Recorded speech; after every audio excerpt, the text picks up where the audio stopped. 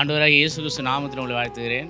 ஏசாயா 43:18-19 ஆண்டவர் சொல்லக்கூடிய ஒரு வார்த்தையை பாருங்க.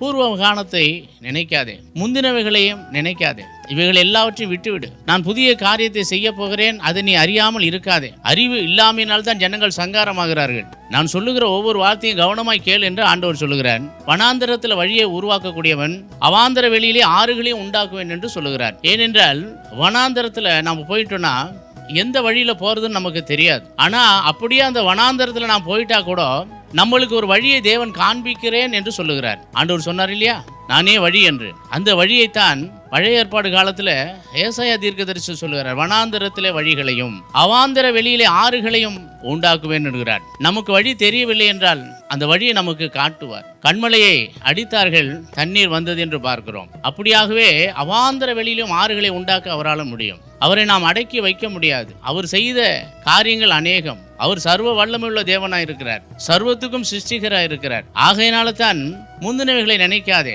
இந்த புது வருடத்துல பூர்வமானவர்களை சிந்திக்காதே.